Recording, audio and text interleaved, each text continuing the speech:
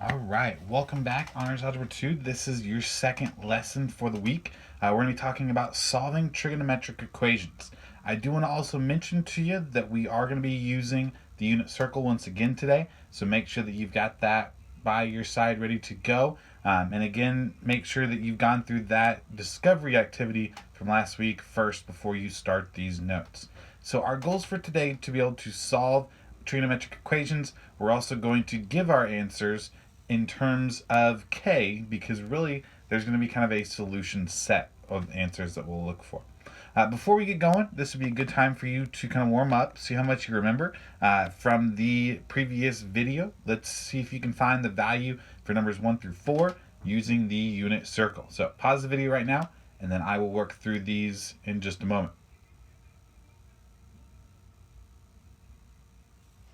Okay, so first off, cosine of 210 degrees. You're looking at the x value of 210 degrees on your unit circle, and that would have been negative radical 3 over 2. For number 2, tangent of 540 degrees. Now, there's not a 540 degree angle on the unit circle. So what you would have to think about, let's just maybe sketch a picture first, is 540 degrees, you go around one full time would be 360, and then if you could go around one more half rotation, you get to 540 degrees. So really 540 degrees is coterminal with 180 degrees. And so then you would have just found what is the tangent of 180 degrees, where you take your y value, which is 0, divided by your x value, which is negative 1, and 0 divided by negative 1 is 0. Remember that if it's ever dividing by 0, that's where you would write undefined instead. So when you're looking at like 90 degrees or 270 degrees, that's where tangent would be undefined.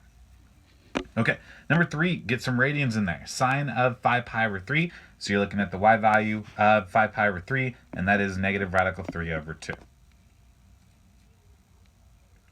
Lastly, here on number 4, cosine, you'd be looking at the x value.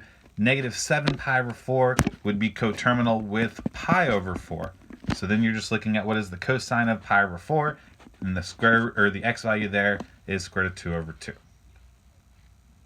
Okay, awesome. So it's going to be really important that you can find those values on your unit circle as we begin to work through these next couple of examples. In this first example, we're going to try to find two angles that would result in the following trig function values. We're going to give answers in both degrees and radians, and then generalize our solution set using both degrees and radians. Okay, so starting with number 1. We've got sine of theta equals square root of 2 over 2. So what we want to do is we want to figure out what angle has a coordinate where the y value is square root of 2 over 2. So we're looking at our unit circle. I'll zoom in on that over here. We're looking for where is the y value, square root of 2 over 2. And that happens as a y value in two different places. It happens at pi over 4 and again at 3 pi over 4. Or in degrees, and we're going to write all four of these numbers down. That would be 45 degrees and 135 degrees. So to write those out, first off, here would be our solution set so far. We would have 45 degrees, 135 degrees, and then we'd also have pi over 4 and 3 pi over 4 in terms of radians. Now the other thing it wants us to do is then generalize the solution set. So then what you want to think about is how often do those repeat? So when you think about 45 degrees, that's only going to repeat once every rotation. So starting at 45 degrees, you're going to have to go around by a full 360 degrees to get back there. So that would be 45 degrees plus 360 degrees k. And then same with 135 degrees, same principle still applies, is that to get back to an angle that's still the same, you're going to have to do one full rotation, which is another 360 degrees. So we're going to have 45 plus 360 degrees k, and then 135 degrees plus 360 degrees k. That would be for your degrees. Now let's do it for radians. So in radians, instead of going by 360 degrees, remember you go by 2 pi. So that would be pi over 4 plus 2 pi k, and then 3 pi over 4 plus 2 pi k. So really, we're looking for a total of three things. We're looking for what are the angles, both in degrees and radians, what is the solution set in degrees, and then what is the solution set in radians. So you've got quite a bit of things to answer for what seems like a pretty simple problem. Okay, let's do the same thing now. Cosine of theta equals -1/2. So now cosine, we're going to be looking for our x values. We're going to look to see where can we find x values of -1/2 somewhere on this unit circle. Give you a chance to look for those x values. And those should have been here, which would have been 2 pi over 3 and 120. And then also should have been right here, which was 240 degrees and 4 pi over 3. So let's write those down. First off, we'll just list off the particular angles that we had just mentioned, which were 120 degrees and 240 degrees in terms of degrees. And then for radians, that would be the same as 2 pi over 3 and 4 pi over 3. So there's one of the three things that we are going to mention. The other two things is where we just list those off as solution sets. So that would be take 120 degrees and add a full rotation, 360K, and do the same with 240 degrees plus 360K.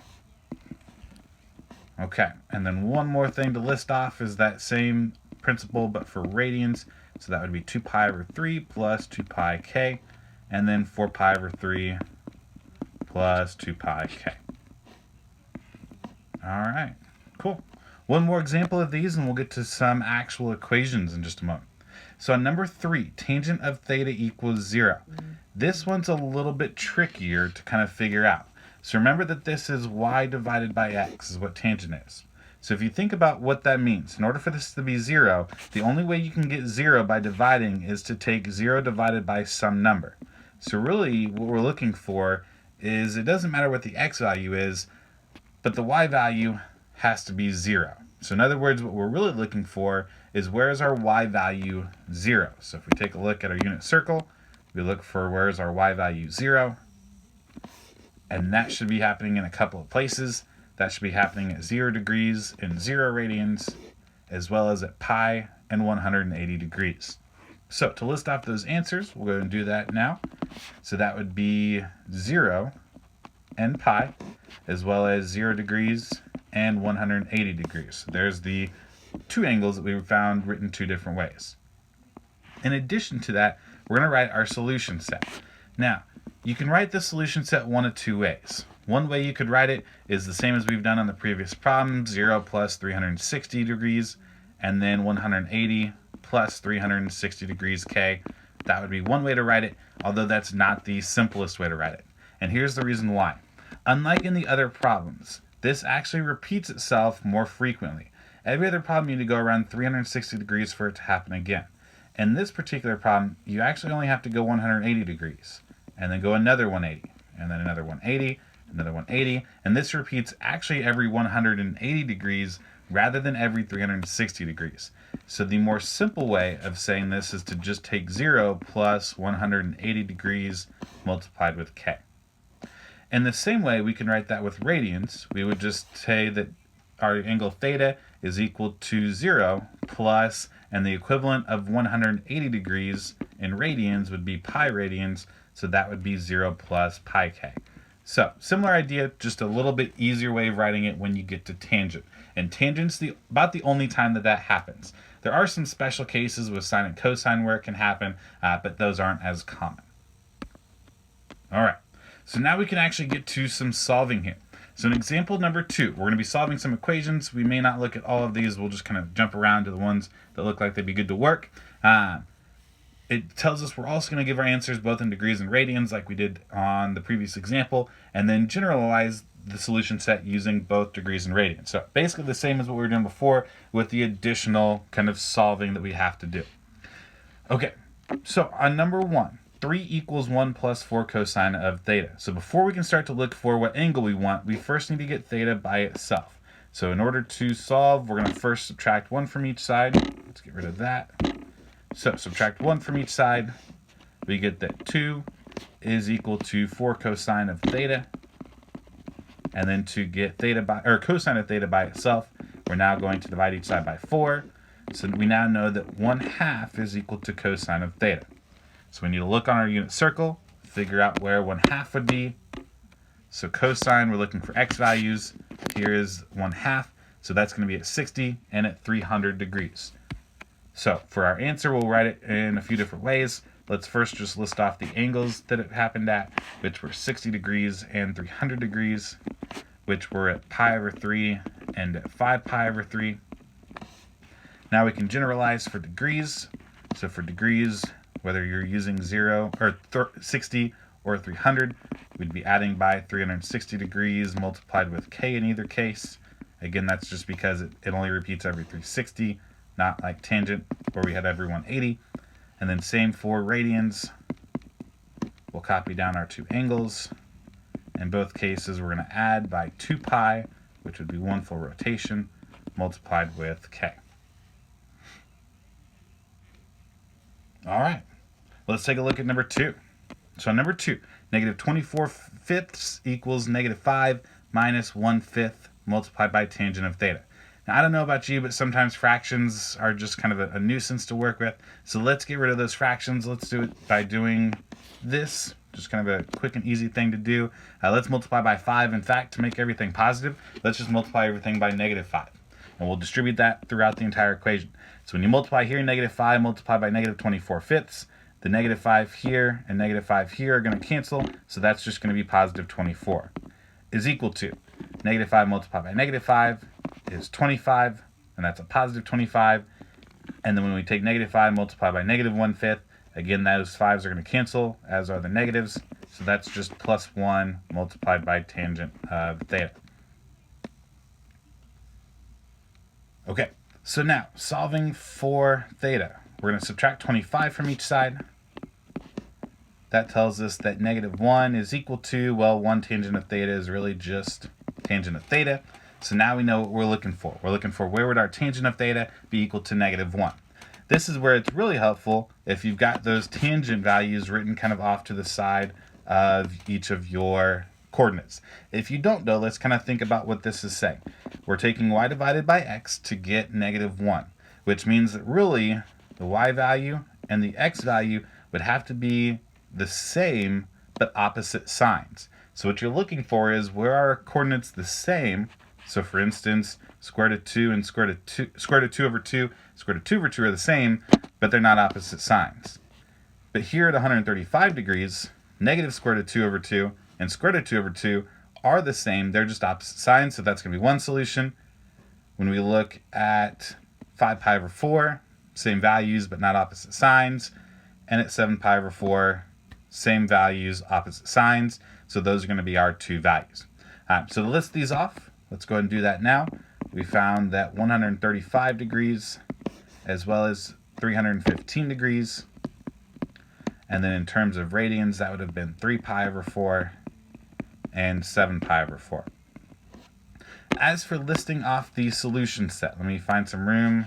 We'll just do that up here, why not? So when we're listing off our solution set, remember tangent, you get to simplify a little bit more. You get to just start with your initial angle. So let's just say 135 degrees. And then that repeats every 180 degrees K. And then also for radians, starting at 3 pi over 4, it's going to repeat every pi K. So for tangent, it repeats more frequently than do sine and cosine. They at least group up more nicely, is I guess what I'm trying to say. Okay. Let's maybe do just one more and we'll call it a day.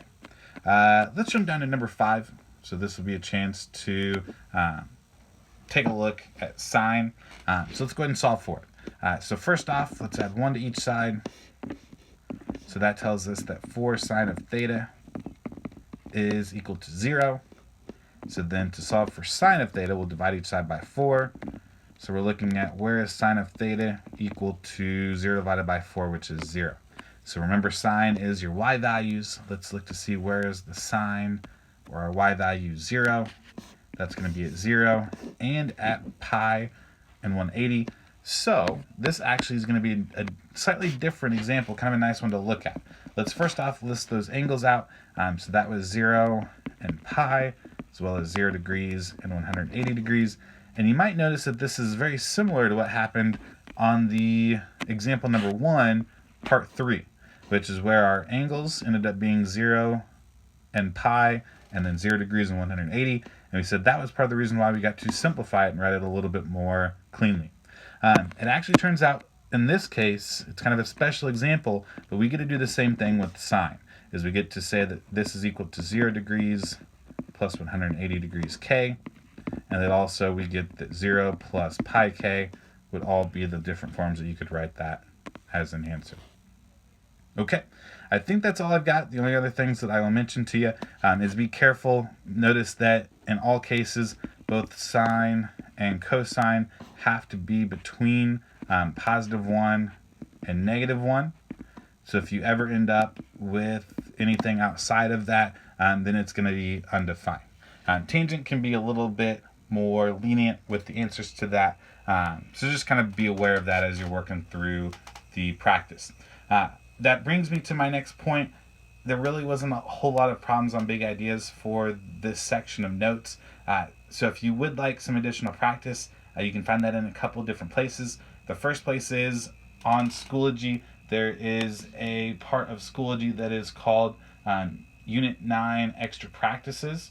So if you click on our Schoology page and then click on the Unit 9 folder, there will be a Unit 9 Extra Practices, and there will be a worksheet that's called Solving Trigonometric Equations, and there will be an answer key along with it. So if you're wanting to do some practice on this, there isn't anything on big ideas, just that worksheet and its answer key. In addition, I do also have your week number 15 quiz, so quiz number 15. The key is also up. That would be another place that you could practice solving these types of equations if you like a little bit more practice on these. That being said, we've got one more video. We're going to wrap up the notes for Unit 9 by talking about trigonometric applications in our next video. That being said, have a great rest of your time, guys, and I will see you next time.